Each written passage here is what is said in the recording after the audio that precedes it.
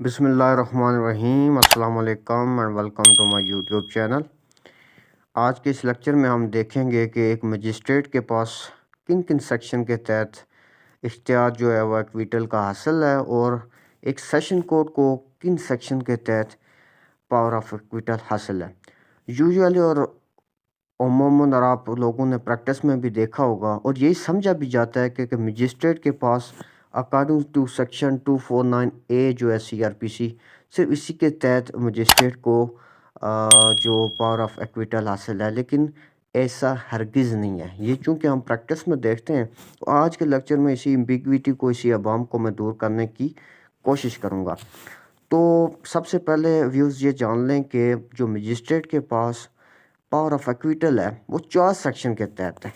एक 245 CRPC, ये note फरमा लें। Secondly 247 CRPC, third one is 248 CRPC and fourth one and last one is section 249A CRPC, जो frequently हम इसे इस्तेमाल करते हैं अपनी लिटिगेशन, अपनी जो है एप्लीकेशन जब भी हम मूव करते हैं। तो इन 4 सेक्शन के तहत एक मजिस्ट्रेट को जो है वो इख्तियार हासिल होता है एक्विटल का। अब इसी के साथ साथ मैं इनका डिफरेंस बाद में आपको बताऊंगा। अब इसके साथ साथ जान लें कि जो सेशन जज है उसको अकॉर्डिंग टू सेक्शन 265H के तहत एक्विटल का हासिल इख्तियार हासिल है और उसके साथ साथ जो सेक्शन 265K है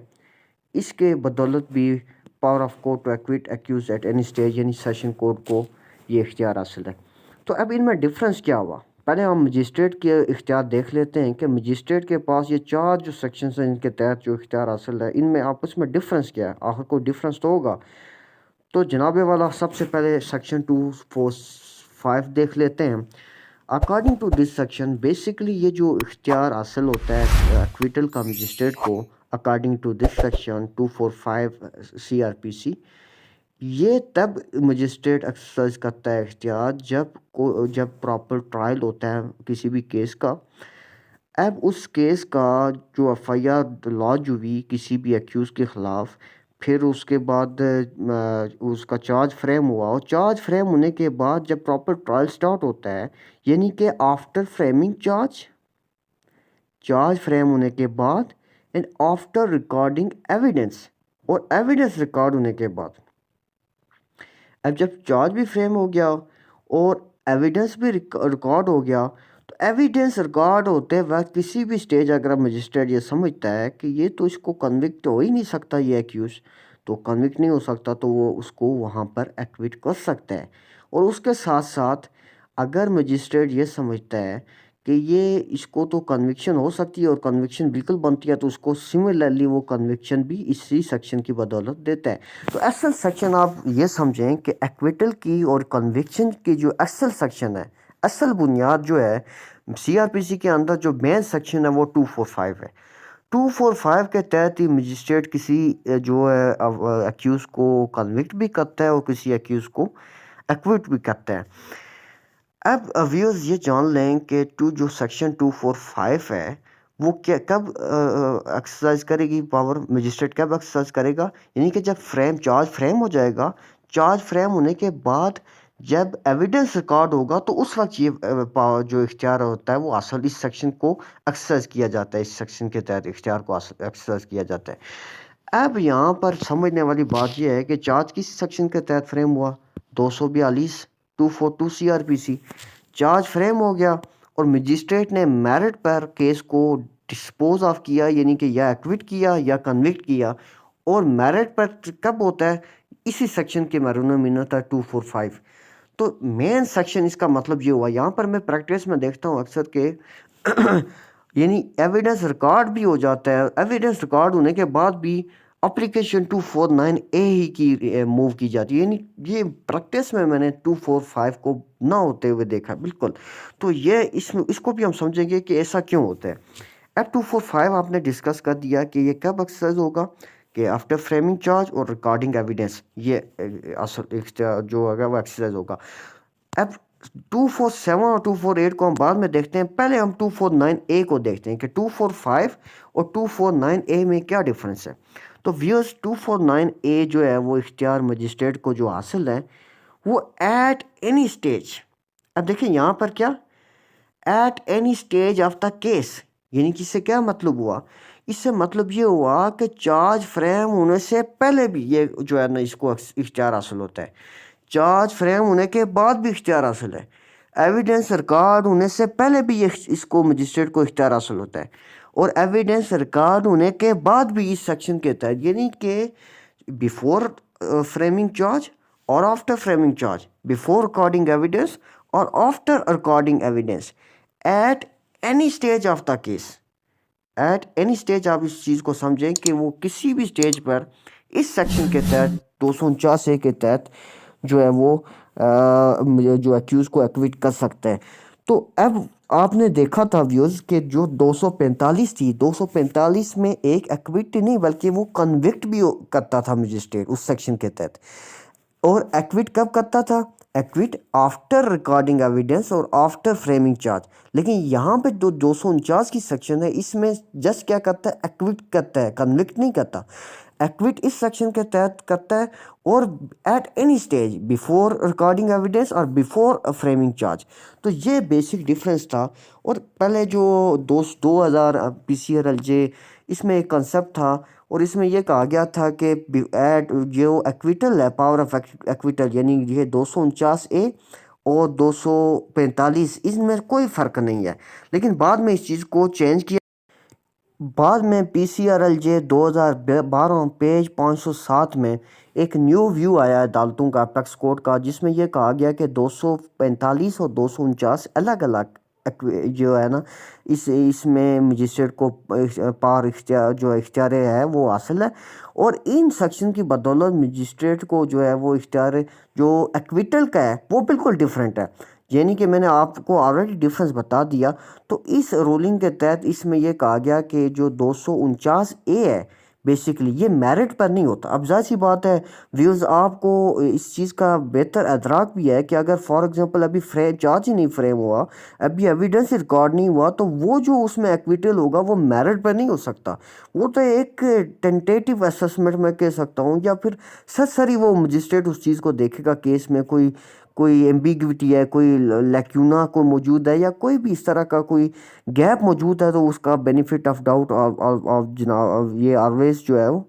एक्यूज को जाता है। तो अब यहाँ पर जो 249 की जो तहत एक एक्विटल होता है वो है रिवियनेबल। यस, वो क्या है, रिवियनेबल है। अब यहाँ पर ऐसा होता है उमूमन, बल्कि 100% मैंने प्रैक्टिस में देखा है कि 249 के तहत, यानी कि बिफोर रिकॉर्डिंग एविडेंस भी, इवन जो 249 के तहत जो एक्विट हो जाता है मुलजम, उसके खिलाफ हाई कोर्ट में 417 के तहत अपील की जाती है। हालांकि ऐसा नहीं है, ये जो 249A के तहत अपील जो होती है वो एक्विट होता है एक्यूज, वो रिवियनेबल है according to section 439A CRPC, 439A CRPC के तहत उसको उसमें उसके खिलाफ रिवीजन फाइल की जाती है बिफोर सेशन कोर्ट। तो अब ये डिफरेंस भी आपको समझ आना चाहिए कि ये एक्विटल हमेशा एक्विटल के खिलाफ अपील नहीं करती, बल्कि एक्विटल के खिलाफ अकॉर्डिंग टू PCRLJ 2012 पेज 507 इसके तहत भी अपील जो है वो एक्विटल के अगेंस्ट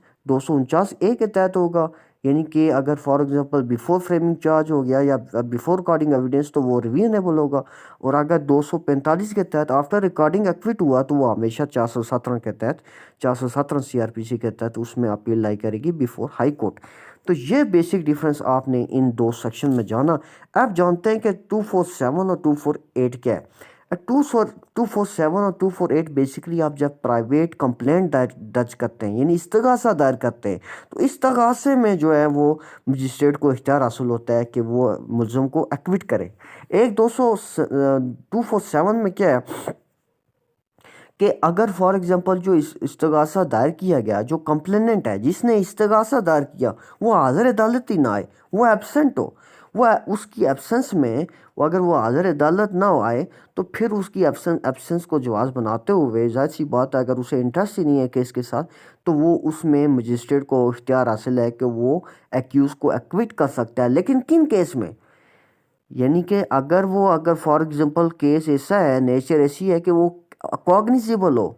नॉन कंपाउंडेबल हो, यानी कि जिसमें कॉग्निजेबल ऑफेंस हो और नॉन कंपाउंडेबल हो, तो फिर उन केसेस में मजिस्ट्रेट एक्विट नहीं करेगा बल्कि फर्दर ट्रायल करेगा। लेकिन अगर वो ऑफेंस नॉन कॉग्निजेबल हो और कंपाउंडेबल हो तो उसमें मजिस्ट्रेट को एक्विट करने की इख्तियार हासिल होता है। इसी तरह 248 जो है विड्रावल ऑफ कंप्लेंट, अगर फॉर एग्जांपल अगर जो इस्तगासा दायर करने वाला है वो कहे कि मेरा इसके साथ राजीनामा हो गया है, मैं विड्रॉ करना चाहता हूँ, मैं फी सबिलिल्लाह माफ़ करना चाहता हूँ, या ऐसे कोई सॉलिड ग्राउंड बताता है और मजिस्ट्रेट सेटिस्फाई होता है, ये टोटल मजिस्ट्रेट की डिस्क्रिशनरी जो पास होती है, डिस्क्रिशन होती है इसमें मजिस्ट्रेट को, कि वो अगर फॉर एग्जांपल जो इस्तगासा दायर जो कंप्लेनेंट है वो कहे कि मैं विड्रॉ करना चाहता हूँ इस इस्तगासे को, तो यहाँ पर मजिस्ट्रेट को डिस्क्रिशन हासिल होती है कि आया वो इसको जवाब बनाते हुए कंप्लेनेंट की जो है उसको, अगर फॉर एग्जाम्पल कंप्लेंट कहता है कि मैं कंप्लेंट विड्रॉ करना चाहता हूँ, तो मजिस्ट्रेट को डिस्क्रिशन हासिल होती है, या वो फर्दर ट्रायल का हुक्म देगा या इसी को जवाब बनाते हुए वो एक्विट कर देगा किसको,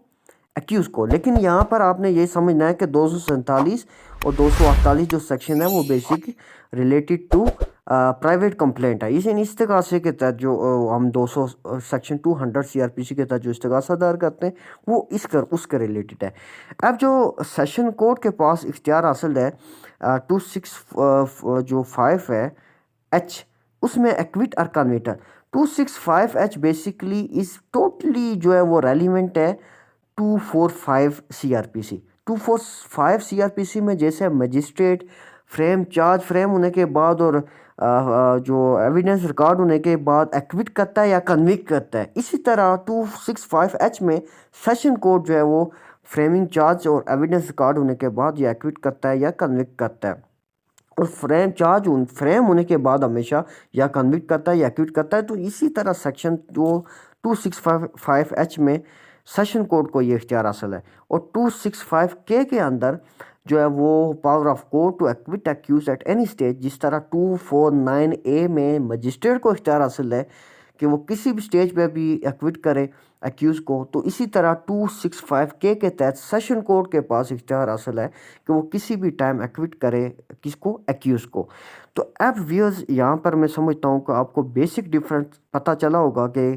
सेशन कोर्ट किस सेक्शन के तहत एक्विट करती है, कन्विक्ट करती है, और मजिस्ट्रेट किस सेक्शन के तहत कन्विक्ट करता है और एक्विट करता है, और किन किन सेक्शन के तहत उसको इख्तियार हासिल होता है को एक्यूज को कन्विक्ट करे फ्रॉम दैट पार्टिकुलर केस। तो अब ये बेसिक डिफरेंस आपने जाना। अब इंशाल्लाह नेक्स्ट वीडियो में मैं डिस्चार्ज और रिलीज़ के दरमियान, डिस्चार्ज रिलीज़ एक्विटल के दरमियान फ़र्क वाज़ह करूँगा और कौन कौन की सेक्शंस इसको डील करती हैं, केस लॉ के साथ साथ इंशाल्लाह मैं उसको डिस्कस करूँगा। तब तक के लिए अपना ख्याल रखिए। अल्लाह हाफिज़।